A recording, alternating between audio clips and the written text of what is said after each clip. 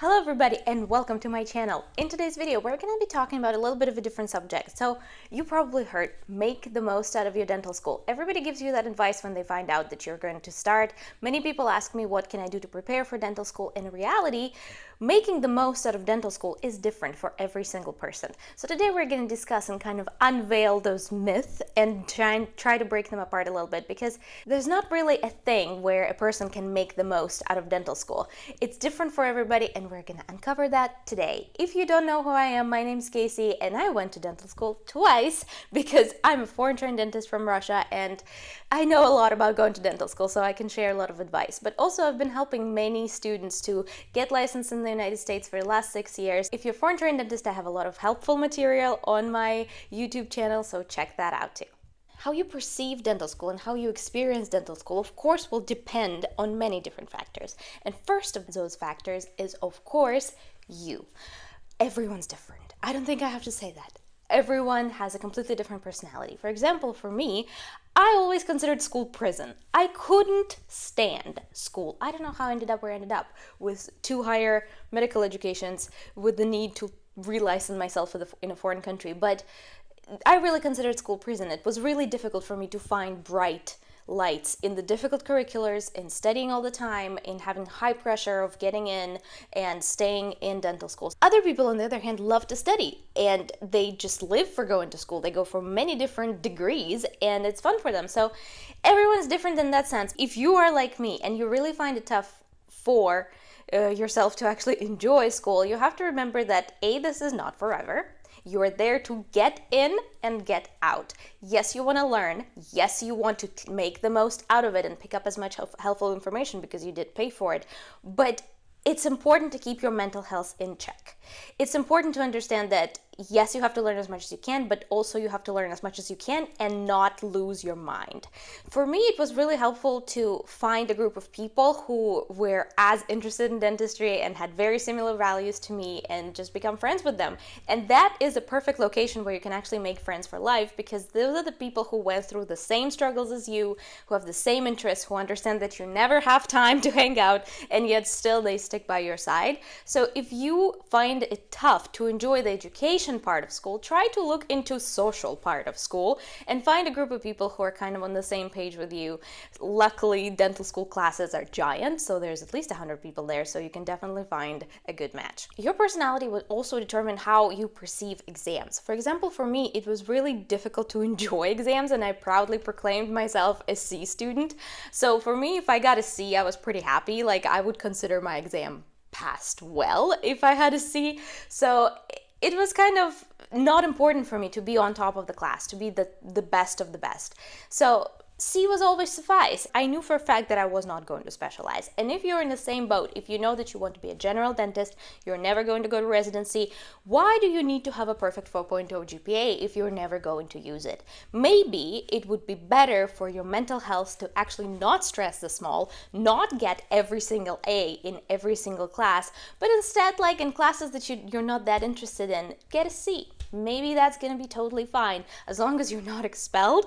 And that is not advice for everybody. Don't go and tell people that, oh, Casey told me I don't have to study. No, that is not what I meant. I meant that it's not always that important to receive a perfect grade in every class. Sometimes it's beneficial for you as a person to actually let it go and realize, okay, this class is not very important. I just need to learn enough for me to not fail this class, for me to not get into trouble, and that's about it. And I will let go the fact that I'm not going to be number 1 in my class. For some people, it's a matter of prestige to be the top of their class. I don't believe that should be the case, because I mean, every personality is different, and you wouldn't feel yourself if you're not the top of the class. Then if you don't get that A, your mental state would only go down. So judge by yourself. Again, everybody is different, but if you are very pressured by the need to get everything perfectly, remember that that's just academics.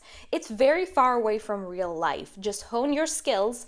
If you're good at practical skills and you're physically capable to be licensed, you're gonna be okay. Just be professional enough to get the knowledge to actually practice on humans, know the anatomy, know the diseases, know the drugs. But if you didn't get an A in every single grade, and there are a lot of grades that you are not going to be using, girl, so just let them go. Let them pass by. Let's not stress the small, okay? Another very important part that will determine your school experience, of course, it might be kind of obvious, but is the school itself. When we're applying to school, we're kind of in the survival mode, and we're thinking like the best school is the one that accepts me, which is true. The best school is the one that accepts you, but we sometimes forget that we're also selecting a school as well. So not only the school selects us, but we are also selecting a school. So it's important to pick the school that's right for you. If you're good, you're going to get multiple invitations. And I always encourage people to kind of go to the cheaper one just so you don't collect student debt, because after all, we're all going to receive the same license and we're going to practice the same things. How well the school teaches is not very important, but how well the school is organized and how well the school selects a class is important. When you're selecting a school, it's important to pay attention to where the school is located, because I just recently talked to a wonderful girl who was taking a bench test in Loma Linda, but she was telling me that I would rather get in anywhere else but go to Loma Linda because it's in the middle of nowhere. It is far away from everywhere. This is like the suburbs of the suburbs. When she was more kind of a city girl and she would like to be in a city environment, and BU or NYU would be so much better for her. So imagine yourself locked into a school in an area that you hate for a certain amount of years. If you're a foreign trained dentist, for 2 years. If you're a regular dentist, it's for 4 years, in a location that is really not right for you. So again, it's important to think about these things, and this will affect the way how you perceive the school. This will affect the way how you spend your weekends and relax and unwind from school. So it will affect your studying and your general experience there, and that would affect you making the most out of the school. So just think about where it is. It's not always important what the curriculum is like and what prestige of the school is, when it's just the location is going to depress you for years. So maybe it would be better to go to a less prestigious school that doesn't have such a cool brand name, but may be in a location that you actually enjoy finding yourself. Originally, I got into University of Oklahoma, and when I was applying to schools, we were kind of laughing and making fun of it with my husband. When I applied to you, like, imagine we're going to go to Oklahoma. Like, I'm from Moscow. That's a giant city. Here I live in Boston, and it was difficult for us to imagine for us to move to like the heartland, to the flyover state, and be living in Oklahoma City. We were like, where the hell is it? Let's zoom in on a map and find it. But we actually, when we went there, we loved it and we absolutely enjoyed it, and we miss it to this day. So it was very important that we enjoyed that location, because the experience of the school was completely elevated just by living in Oklahoma City. But with that being said, the school itself was wonderful and it was a really good school, but this class of the school really what made it difficult for me, because another reason to take a look at the school that you're being accepted is the class that they're taking. For example, in OU, they really didn't care about diversity. So they did not care about it, even though many schools now want to take a certain amount of people from a certain amount of countries, so the entire class wouldn't be oversaturated by people from Asia, from Arab countries. It's just the majority of the applicants are. And OU is luckily for you guys, for people from India, because there's so many applicants, they're good to have schools that don't care about diversity and purely take on merit, which honestly, that's the way it should be. But for me, it was a little bit tough because my entire class was people from India. And there were 2 people from Egypt and me. And I really, at least the 2 people from Egypt got each other, and they would hang out with each other. I loved all my classmates, and we were a very tight-knit class, but we really didn't have much in common. They would speak their own language, they would eat their own food and celebrate their holidays, and I really felt left out. And even though I loved living in Oklahoma City and I loved the school, I really couldn't make close friends there because I just wasn't one of them. So it's just kind of another factor to consider. What kind of people do they take in the school? What kind of class do they have? If you are not from India, it might be difficult for you there, and it might be more beneficial to go to a school that, has more people from other countries. So that's something to think about. When I transferred to BU, there were everybody from everywhere. BU is one of the more difficult schools. They do really care about their class diversity. They want to take only a certain amount of people from a certain amount of countries. it was easier for me personally as a person from Europe, and there's not that many people from Europe applying, to adapt in a class like that.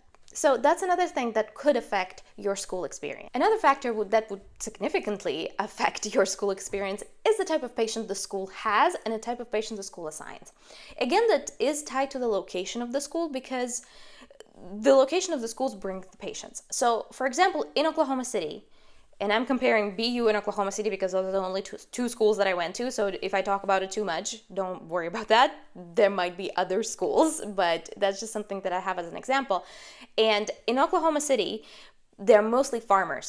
They drive a long time to get to the school because it's the only medical facility in a wide range of land that has nothing on it.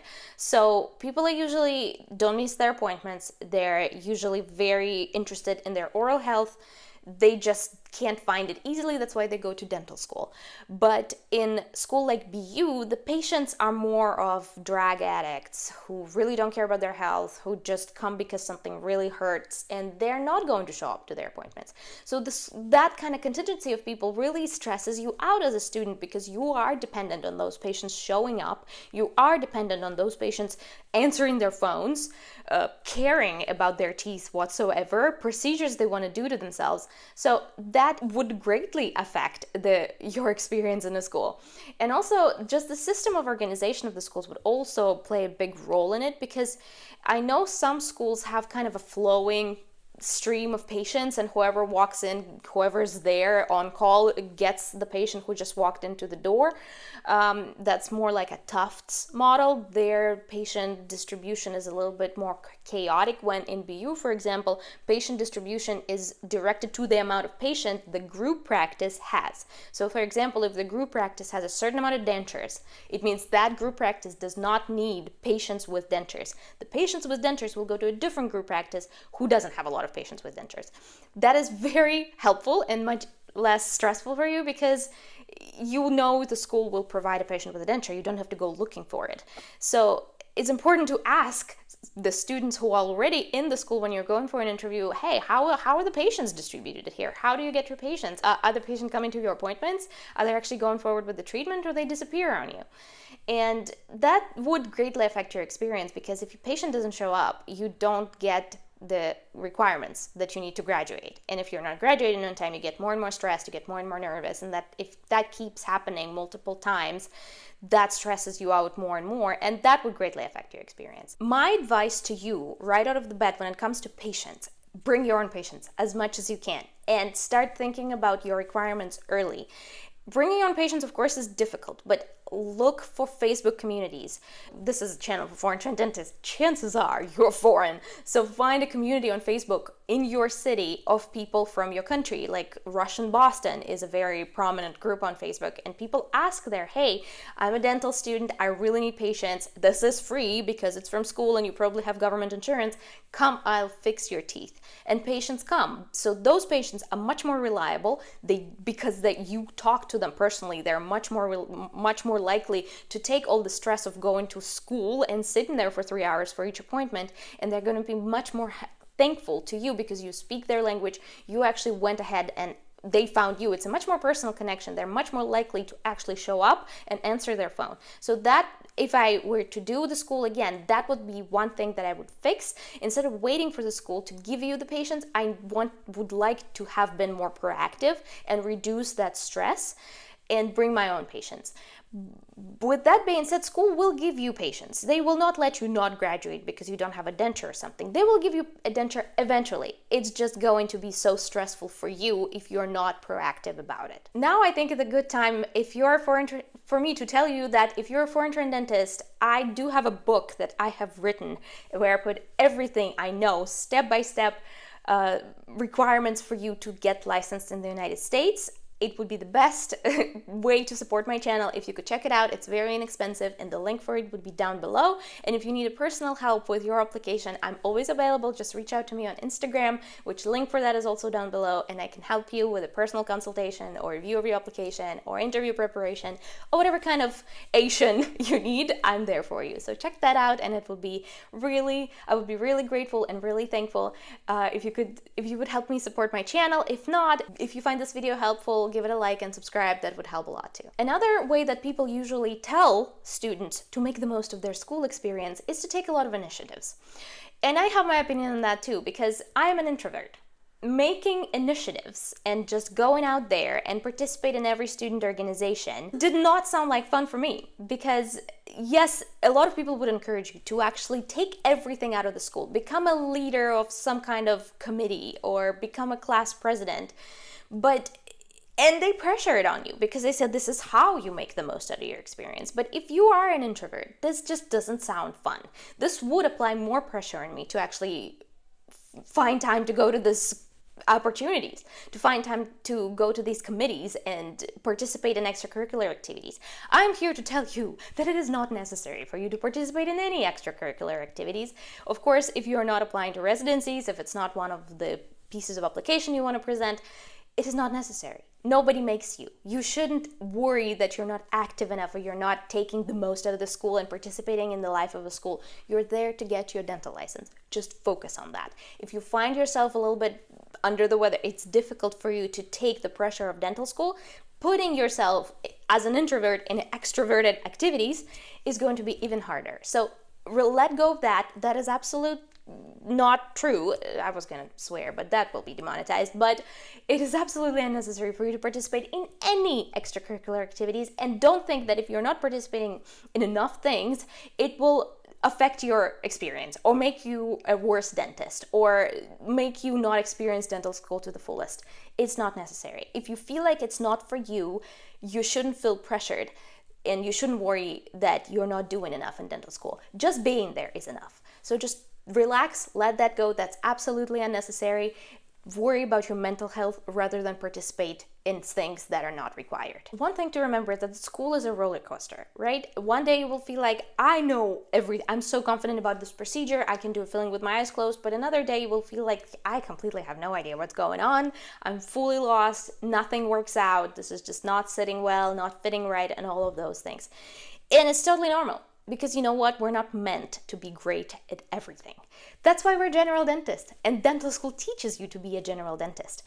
We always have the support of specialists. If you want to specialize, you probably should be good in make a perfect root canal. That's important for you.